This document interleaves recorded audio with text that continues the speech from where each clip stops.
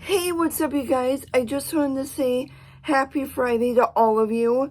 And if it seems like I am completely out of it right now, it's because I just got up from a nap not even 30 minutes ago, and I accidentally fell asleep for Paris night 2. So unfortunately, I have no recap for today, unfortunately, but for Paris night 3, I will be back. I'm determined to stay awake tomorrow to actually let you guys know what is going on, and I will be up at time for it again, so do not panic. I'm going to be back for night 3, so no Paris night 2. I am so sorry if you loved yesterday's video or whatever. I apologize for that. But today I'm going to be doing a story time because I haven't done a story time in, oh gosh, as long as I can even remember.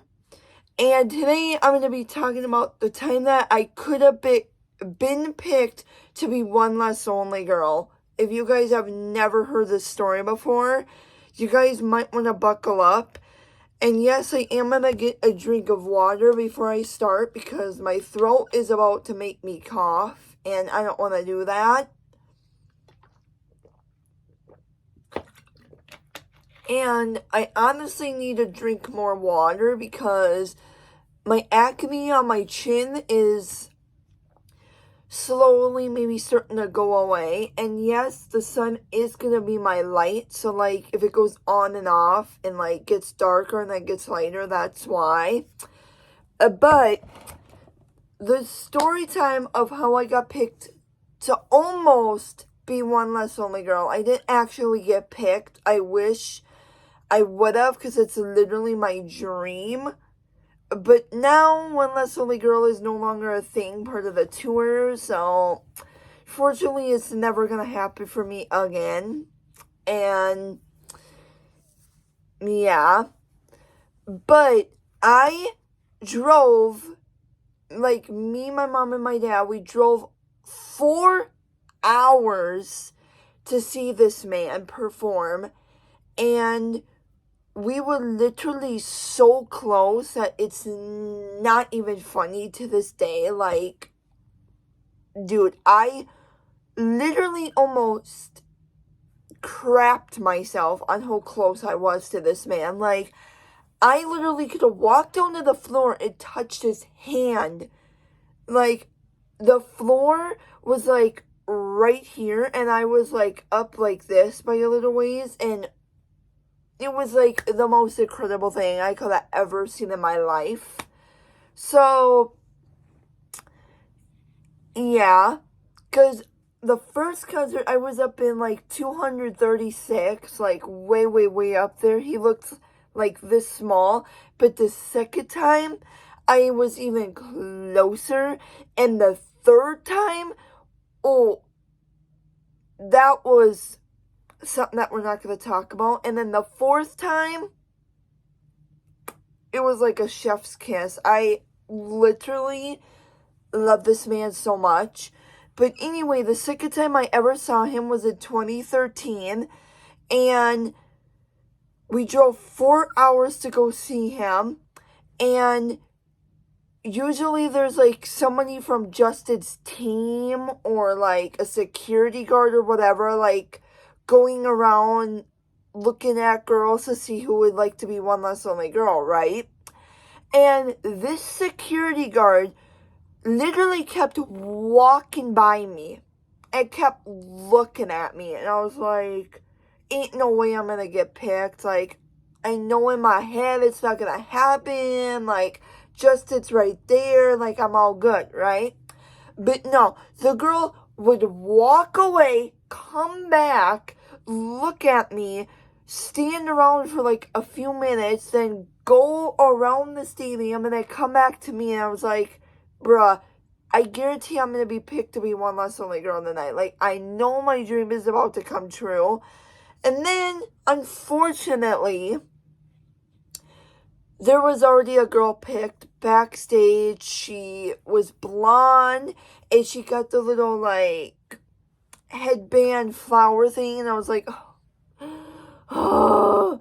And then I knew from that point on my dream was faded away. But just know that I was this close to being picked to be one less only girl. Like, I was so darn close to being this man's one less only girl. Like, because why else would the security guard walk away, come back, look at you, stand around for a few minutes, and then go do her thing, and then come back, like, at least 10 different times? I kid you not. The security guard kept coming back, bro. I just don't understand. And now one less only girl isn't even part of the set list anymore. So, like, why did you do me dirty, man? Like, in 2013, you did me so dirty. And then the man took, like, a year break. Didn't even go back on tour till 2015. And I was like, bruh, Purpose Tour is it for me. Like, I am going to that tour.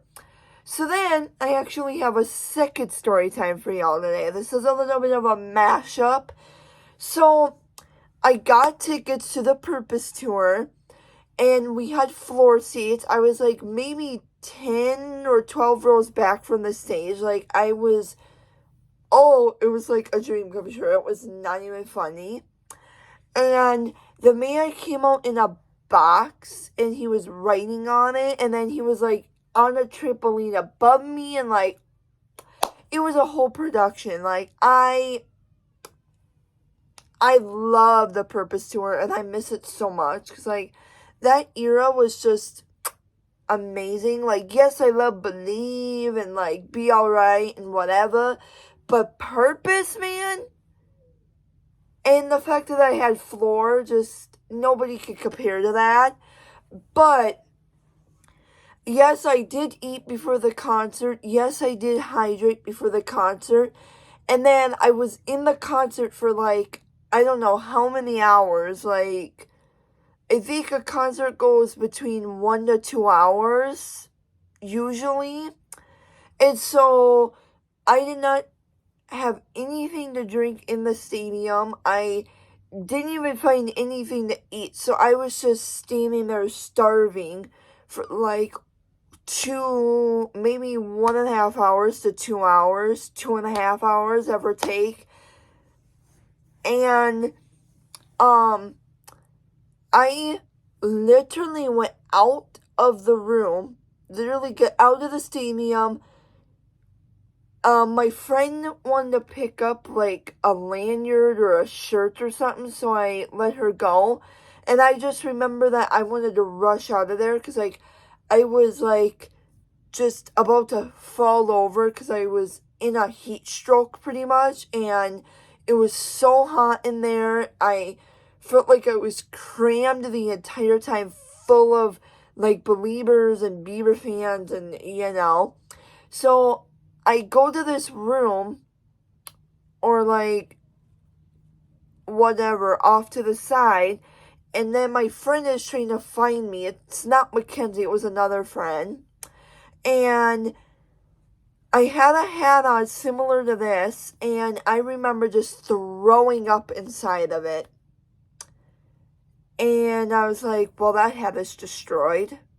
And I just remember being so devastated. Like, I was so upset. I was literally like, I need to wash this hat. Like, I just threw up. My dad didn't even know until we got back to the hotel. And then I told him.